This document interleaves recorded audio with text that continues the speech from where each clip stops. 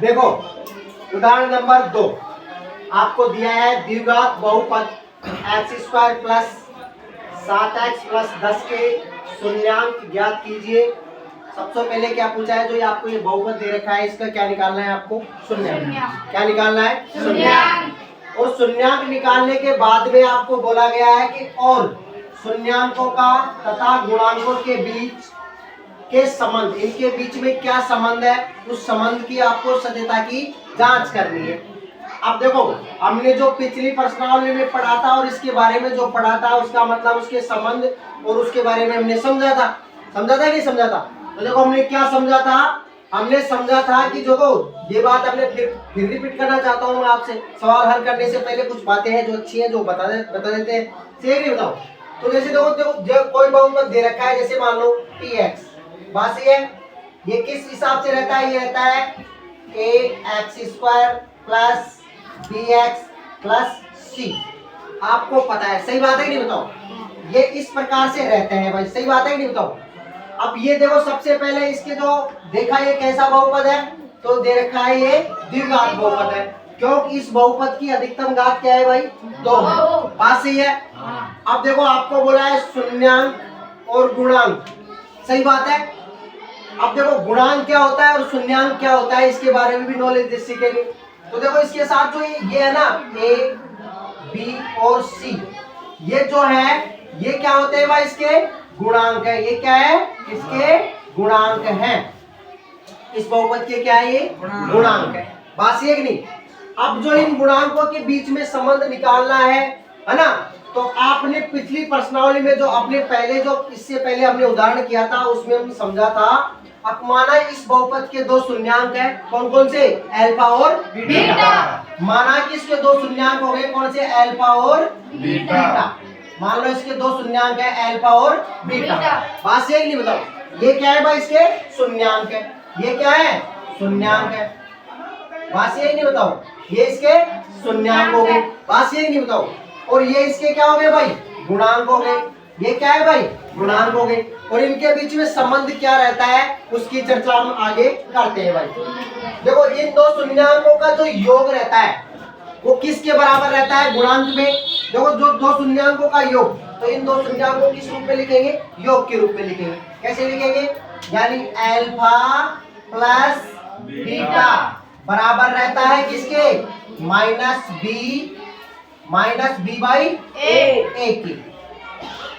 रहता है नहीं रहता है। तो ये इन दोनों मतलब इन 2 शून्यांकों का जो योग रहता है वो किस गुणांक में किसके बराबर रहता है, -b बाई a के बराबर रहता है।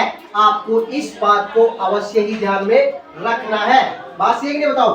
अगली जो बात है, जो अगले जो गुणांक है वो गुणनफल के रूप में किस प्रकार रहता है, किस प्रकार रहता है, जो अपना जो 2 शून्यांक है यानी अल्फा गुणा बीटा बराबर रहता है किसके, c बाई a के। यानी गुणांक में किसके बराबर रहता है, c बाई a रहता है। किस रूप में, गुणनफल के रूप में। बात यही नहीं बताओ। अब गुणनफल कहाँ होता है और शून्यांकों का योग कहाँ होता है बहुपद में, उसको भी समझ लो। तो भाई देखो इस बहुपद में कितने पद है, 3 पद है, 1 पद, 2 पद और 3 पद। देसी भाषा में पढ़ना सीखो, सही बात है कि नहीं बताओ। तो देखो पहला पद हो गया, दूसरा पद हो गया, तीसरा पद हो गया। बात सही नहीं बताओ। तो देखो इसमें जो ये पद रहता है ना c, ये एक अचर पद होता है। क्या पद होता है, इसको क्या कहते हैं, अचर पद बोलते हैं। कौन सा पद है ये, अचर पद है। और आपका पहले से बताया गया है अचर क्या होता है और चर क्या होता है। चर उसे कहते हैं ऐसी राशि जिनका मान निश्चित नहीं होता है। बात सही है ना, उसको बोलते हैं चर। सही नहीं बताओ। और अचर राशि उसे बोलते हैं, अचर संख्या उसे बोलते हैं जिनका मान निश्चित होता है। बात सही नहीं बताओ। तो यानी c का मान कोई निश्चित है, बात सही नहीं बताओ। तो अब इसमें जो ये गुणांक जो गुणनफल रहता है, इस बहुपद में गुणनफल कौन सा रहता है, कौन सा पद होता है, तो भैया गुणनफल के रूप में कौन सा पद होता है, तीसरा पद।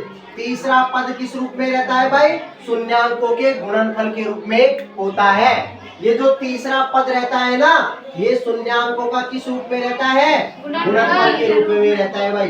किस रूप में रहता है, गुणनफल के रूप में। यानी ये दो, अगर ये कैसा बहुपद है, द्विघात बहुपद है, यानी इसके कितने अधिकतम शून्यंक हो सकते हैं, 2। बात सही नहीं बताओ, अगर इसके अधिकतम 2 शून्यंक हो सकते हैं तो भाई इसके जो 2 शून्यंकों का जो गुणनफल है, 2 शून्यंकों का गुणनफल यानी अल्फा गुणा बीटा, अल्फा गुणा बीटा है कहाँ है वो, तो ये कौन सा पद रहता है, तीसरा पद। कौन सा पद है, तीसरा पद।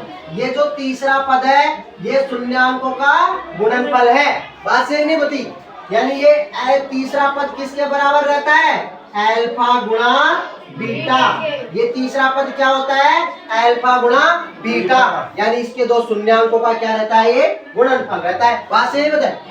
जो ये अपना दूसरा पद रहता है bx, सही बात है कि नहीं, ये जो अपना दूसरा पद रहता है bx, ये क्या होता है भाई, ये शून्यंकों का ये जो अपना दूसरा पद रहता है, ये जो रहता है ये क्या रहता है भाई, ये शून्यंकों का, ये जो शून्यंक है ना अल्फा प्लस बीटा का योग होता है। क्या होता है, योग होता है। ये इस बात को आपको अवश्य ही ध्यान में रखनी है। बात सही नहीं बताओ, इतनी बात समझ में आई या नहीं आई, आ गई। हाँ, तो अब आगे चलते हैं भाई, अब हम चलते हैं इन बातों को, मुझे मतलब आपने इस बातों को अच्छी तरह समझ लिया होगा। बात सही नहीं, अब हम सीधा आते हैं सवाल के ऊपर। बात सही है कि नहीं, इन बातों को मैं मिटा देता हूँ। बात सही है कि नहीं बताओ,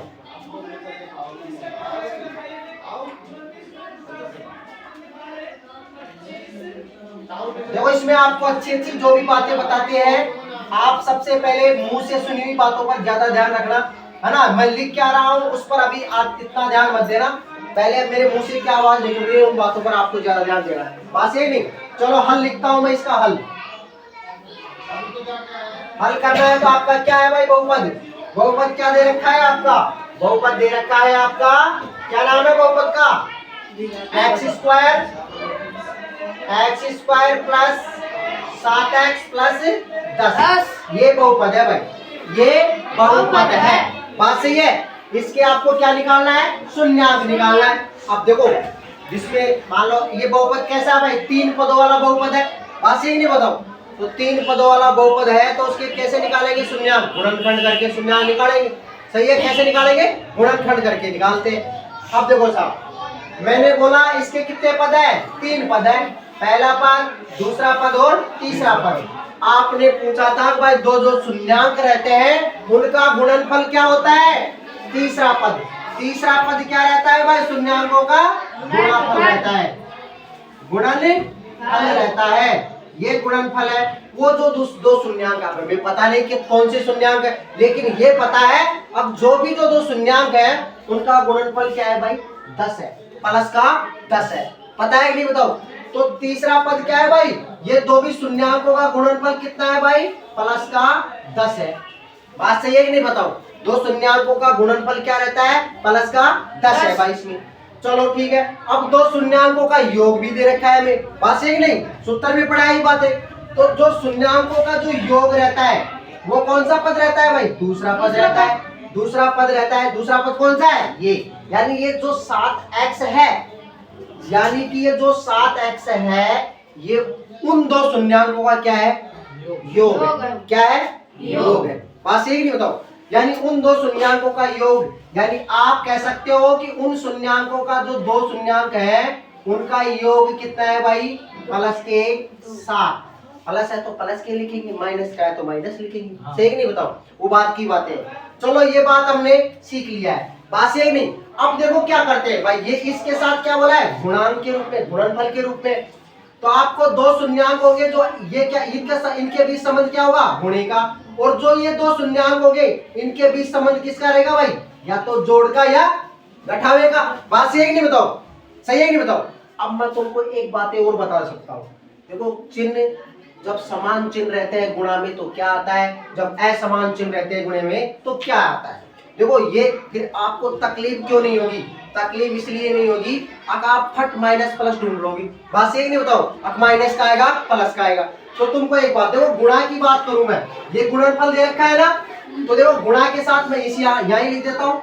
मान लो समान चिन्ह आए, जैसे प्लस, एक शून्यंक प्लस का है कि नहीं बताओ, और दूसरा शून्यंक भी प्लस का है। दूसरा शून्यांक भी किसका है? प्लस का है। बात यही नहीं बताओ। अब बताओ इन दोनों के बीच गुणा का संबंध है कि नहीं? बताओ गुणा का संबंध है तो प्लस गुणा प्लस करेंगे तो भाई रिजल्ट क्या आएगा? प्लस गुणा प्लस करेंगे तो रिजल्ट क्या आएगा? प्लस आएगा। बात यही नहीं बताओ। ऐसे ही अगर माइनस गुणा माइनस करूंगा तो रिजल्ट क्या आएगा भाई? प्लस आएगा। बात यही नहीं, प्लस आएगा। तो आपने क्या सीखा है? अभी आपने सीखा समान चिन्हों को जब गुणा करते हैं, जब समान चिन्हों को गुणा करते हैं, जैसे प्लस प्लस का गुणा किया तो प्लस आया और माइनस माइनस को गुणा किया तो प्लस आया, यानी समान चिन्हों को जब गुणा किया जाता है तो रिजल्ट में क्या आता है? प्लस आता है। बात यही नहीं, प्लस आता है। तो आपने देखा प्लस का 10 है, आपने क्या देखा? प्लस का 10 है। तो आपका दिमाग कहाँ दौड़ना चाहिए? अब वो दो शून्यांक है ना, वो दोनों किसके हैं? प्लस के ही है कि नहीं? बताओ आपका दिमाग ऐसे जाना चाहिए कि नहीं? बताओ वो दोनों जो शून्यांक है वो क्या है? प्लस के है। दिमाग में ये आ गया, हम कंफर्म हो गए इस बात से। बात ये नहीं? बताओ अब देखो प्लस के अब माइनस के क्यों नहीं मान सकते?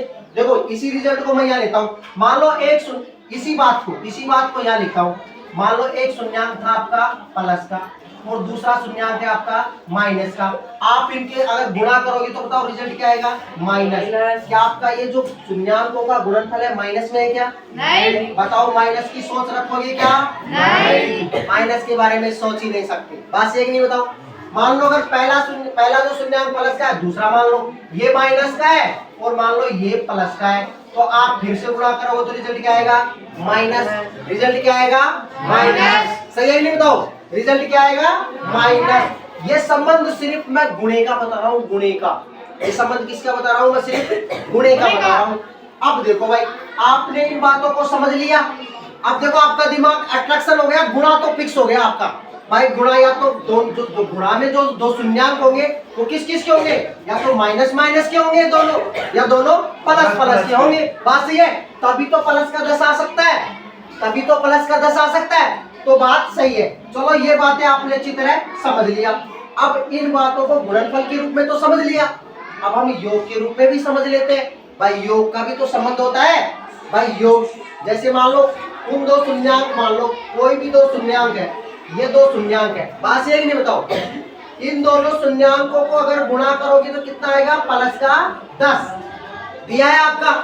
और इन दो शून्यांकों को जब योग करोगे तो कितना आएगा? प्लस का 7। बात यही नहीं? बताओ अब प्लस का 7 लेके आना है आपको, तो उन दो शून्यांकों को कैसे सोचोगे? भाई क्या चिन्ह रहेंगे उसमें, क्या चिन्ह रहने वाले हैं? तो इन डाउट निकाल रहा हूँ आपके, है ना? दिमाग में ये कचरा नहीं होना चाहिए कि ये प्लस का सोचूं या माइनस का सोचूं। ये दिमाग आना ही नहीं चाहिए आपके दिमाग में। देखो कैसे सोचना है?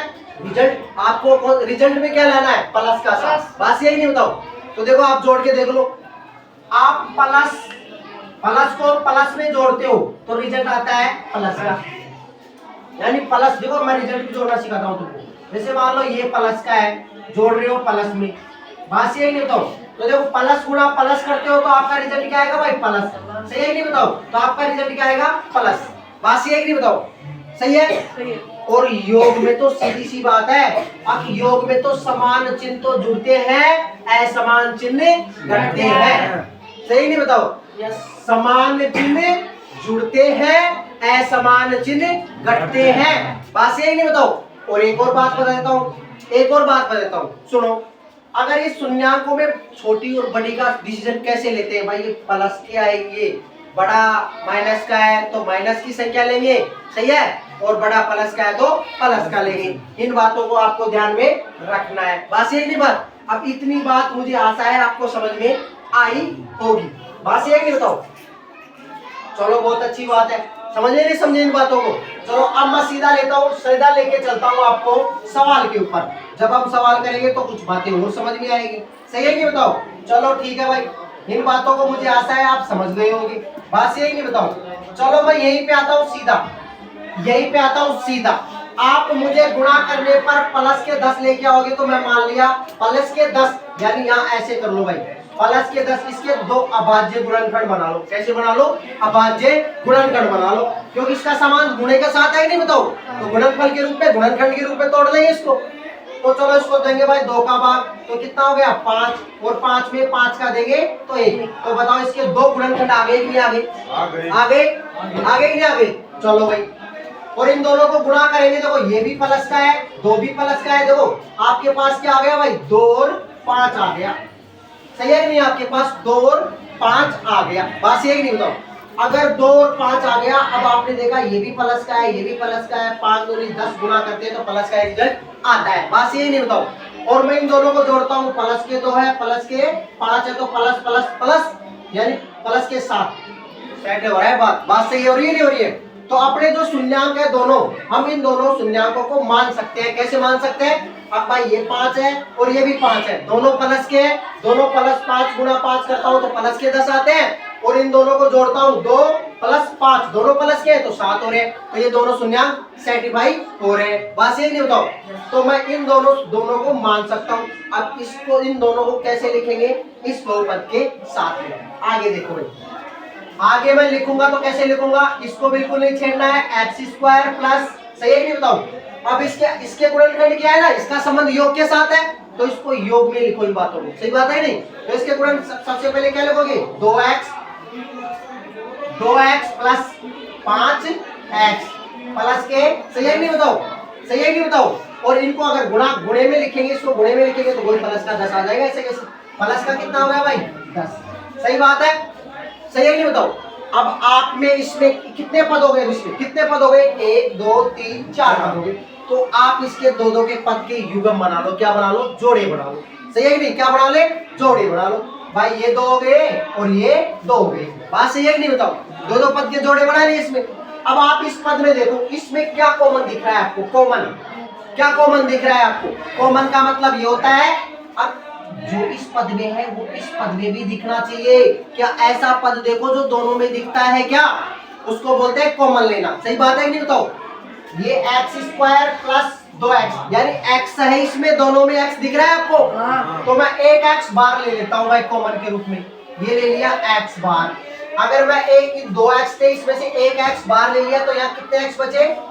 एक x बच गया। प्लस का निशान है तो प्लस का निशान, यहाँ एक ही x है और जिसको भी मैंने बार ले लिया तो यहाँ पे कुछ नहीं बचा, x तो नहीं बचा, यहाँ पे क्या बच गया? 2 बच गया साहब। सही बात है कि नहीं बताओ?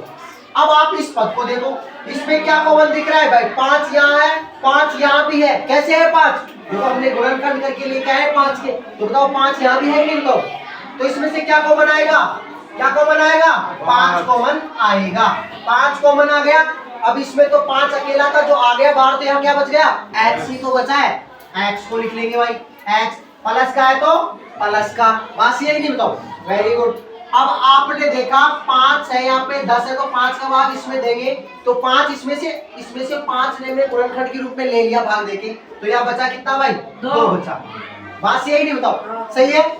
अब आप क्या देखो इसमें, और अब आपको क्या दिख रहा है भाई? हमने देख रहा है इन दोनों में भी ये दोनों कॉमन दिख रहे हैं। दिख रहे नहीं दिख रहे? ठीक है। इन दोनों में कॉमन ले लेंगे तो क्या ले लेंगे भाई? ये हो गया x प्लस 2, और जो है ये से कैसे उतारेंगे? अब देखो x और इसके साथ ये प्लस तारेंगे, किसका है? 5 प्लस का, तो प्लस का 5। ये क्या हो गए? इसके गुणनखंड आ गए। ये इसके क्या आ गए? गुणनखंड आ गए। अब इसके क्या निकालेंगे हम? शून्यांक। सही है कि नहीं? इन गुणनखंडों को किसके बराबर रखेंगे? शून्यांकों के बराबर लिखेंगे। बात यही नहीं। अब इनका रिजल्ट शून्यांक कैसे आएगा ये तो समझेंगे। या तो रिजल्ट आएगा, इसको मिटा दो क्या एक बार? मिटा दो। 1 मिनट वेट करो, मिटाना नहीं है, आप इसको उतारो एक बार, है ना? उतारो।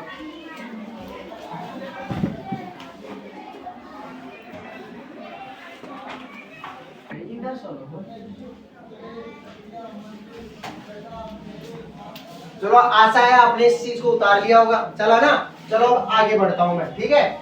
अब इसको अगर आपने शून्य के बराबर रख दिया, बस यही नहीं बताओ, तो आपके 2 मूल आने वाले हैं, 2 शून्यांक आने वाले हैं। बस यही नहीं, किसके साथ आएंगे? या तो आएगा x प्लस 2 या फिर आएगा x प्लस 5 के साथ आएगा, ये तो 0 है। बस यही नहीं बताओ। तो इन दोनों के साथ, या चलो यहाँ मत लिखो, यहाँ इसके साथ लिख लो। या तो इसके बराबर 0 होगा, मिटा देता हूं इस बात को, या तो आपके इसके बराबर 0 होगा या आपका होगा शून्यांक 5 प्लस 2 के 0 के बराबर होगा। बस यही नहीं, तो आपके जो दो शून्यांक आएंगे, आपके दो शून्यांक आएंगे, वो क्या आएंगे भाई, शून्य के बराबर रख लिया आपने, तो x बराबर क्या आएगा भाई, आप 0 अब प्लस ये इधर है, इसको इधर लेके आओगे तो किसका होगा ये माइनस का 2, तो आपका एक शून्यांक तो हो गया माइनस का 2 और आपका एक शून्यांक हो गया, आप इसको इधर लेके आओगे बराबर हो गया माइनस का 5। तो आपका जो दो शून्यांक हुए वो कौन कौन से हो गए, अतः आपके जो दो शून्यांक है, आपके दो शून्यांक है, अतः आपके जो शून्यक है, शून्यक वो कौन कौन से हो गए भाई, माइनस के 2 और माइनस के 5, और इन्हीं को क्या कहते हैं, अल्फा और बीटा। बात ये नहीं बताओ, इन्हीं को कहते हैं अल्फा और बीटा, नाम दिया गया है इनको।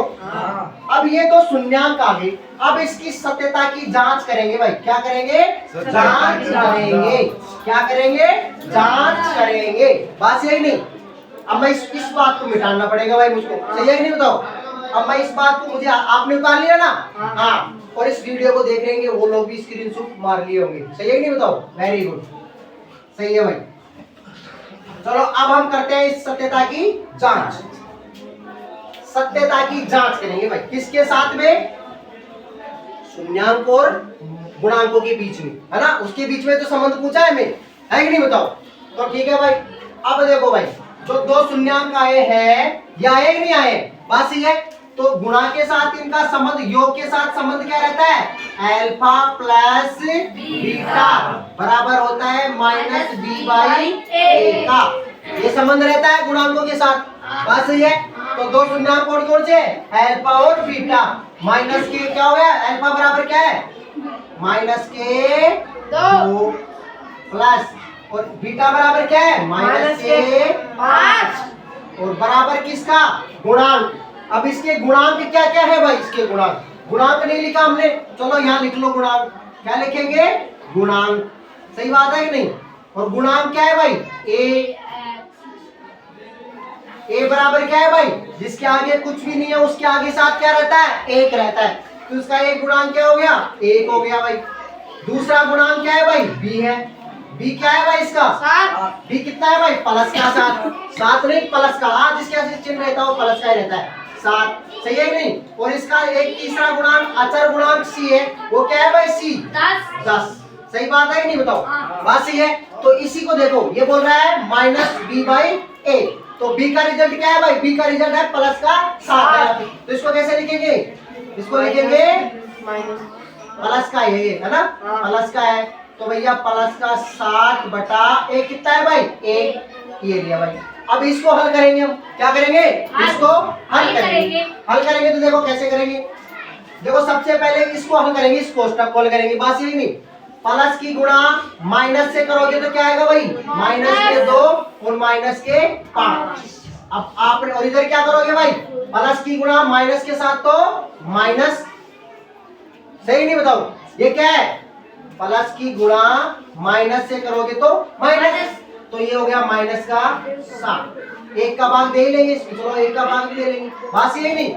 अब मैंने बोला समान चिन्ह क्या होते हैं, जुड़ते हैं, समान चिन्ह जुड़ते हैं, तो ये समान चिन्ह है, तो समान चिन्ह क्या होंगे, समान चिन्हों का क्या होगा भाई, योग होगा, तो 2 और 5 कितना है, 7, लेकिन बड़ा चिन्ह किसके साथ, दोनों माइनस के हैं, सही है ना, तो ये भी बड़ी संख्या 5 है, तो 5 के साथ क्या है, माइनस, तो आप भी क्या लगा दो, माइनस, तो भैया ये हो गया माइनस का 7, और 1 का भाग इसमें देंगे तो ये भी कितना हो गया, माइनस का 7। आपने देखा योग के बीच में ये शून्यांकों का योग है और ये गुणांकों का योग है, तो आपका LHS बराबर है RHS के, ये हमने योग के बीच में संबंध खोजा है ना, योग के बीच में संबंध आ गया है हमारे बीच में। चलो गुणा के बीच में गुणनफल के रूप में संबंध खोजते हैं, है ना, तो गुणा के बीच में संबंध क्या रहता है, अल्फा गुणा बीटा बराबर होता है किसके, सी बाई ए के बराबर रहता है, इसके बराबर रहता है, सी बाई ए के बराबर रहता है। तो अल्फा और बीटा का गुणांक, अल्फा और बीटा क्या है भाई? माइनस के 2 गुणा -5। बात सही है कि नहीं बताओ? यही तो बात है, सही है नहीं? बराबर है सी कितना है भाई? सी कितना है? 10। सी कितना है? 10। और ए कितना है? 1। बात सही है कि नहीं बताओ? अब मैंने बोला था गुणे के संबंध में समान चिन्ह रहते हैं तो माइनस माइनस प्लस हो जाता है, सही है कि नहीं बताओ? तो माइनस माइनस गुणा करते क्या होगा? प्लस। तो भाई 5 दूनी 10 बराबर हो गया 1 का भाग इसमें देंगे तो ये भी 10। आपने सीखा इसका भी LHS बराबर हो गया किसके? तो आपकी सत्यता की जांच हो गई शून्यांक और गुणांकों के बीच में, सही बात है? ओके, अगर हमारा पढ़ाया हुआ आपको अच्छा लगा तो आप हमारे चैनल को सब्सक्राइब करें, लाइक करें, शेयर करें। Okay, bye bye, ta-ta. सही है कि नहीं बताओ? हाँ, ये चलेगा।